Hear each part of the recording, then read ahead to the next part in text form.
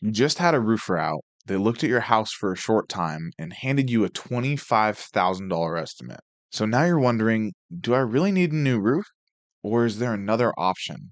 In this video, I'm going to walk you through 5 clear signs a roof truly needs to be replaced, 3 common situations where repair is often enough, and how to review an estimate so you can tell whether it's well supported. By the end, you should be able to look at the roof quote and say, this makes sense for my house, or I need another option.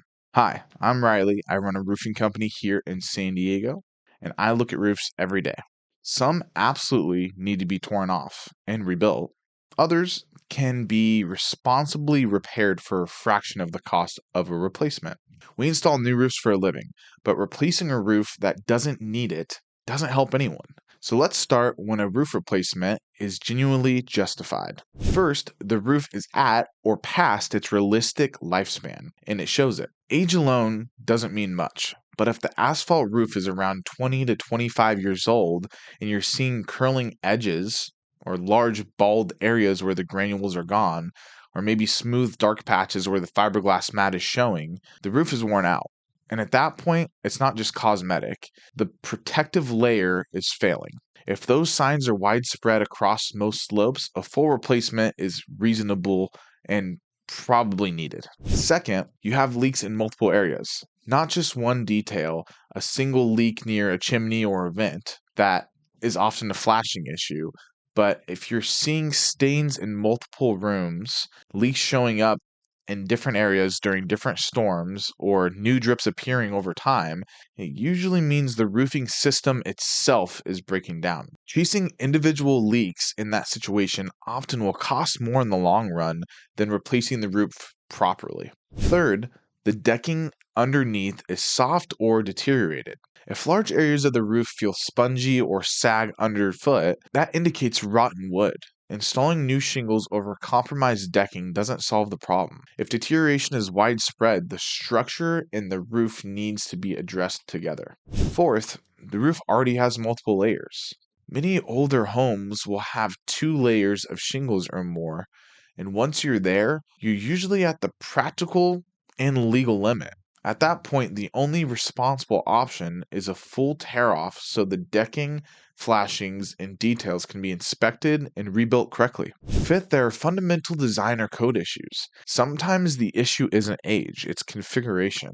Examples include missing or incorrect underlayment, poor flashing design, materials installed on slopes that they are not designed to be on, or older decking that doesn't meet current standards. Those issues can be patched temporarily, but they tend to keep coming back later, and in most cases, replacement is often the most durable solution.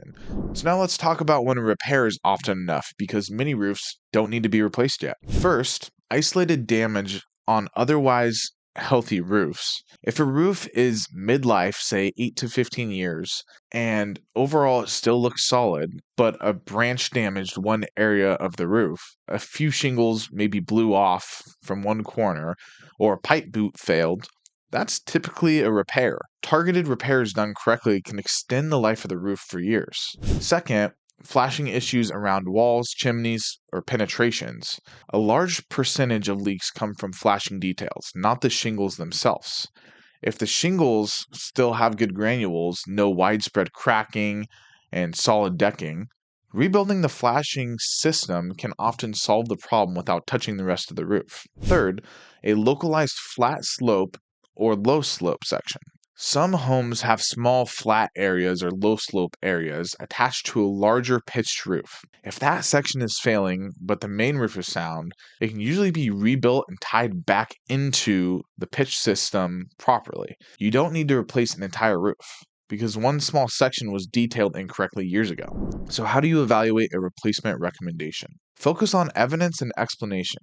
A thorough inspection should include clear photos from the roof, a look in the attic, and clear explanation of what is actually failing on the roof and why it's failing. You should be able to see where the materials are worn and where water is getting in and how widespread the issue has become. It is also reasonable to ask, if this were repaired instead of replaced, what would that look like and why wouldn't you recommend that? A professional should be able to explain that calmly and clearly. And finally, review the scope of the work. A solid estimate should spell out materials, underlayment, flashing, how the wood replacement is handled, permitting, everything. And specifically is a really good sign when it comes to a contractor. Vagueness makes it hard to compare different options. You want transparency and clarity and specificity. Here's a simple rule of thumb. You are likely in replacement territory if the roof is at or beyond its expected lifespan.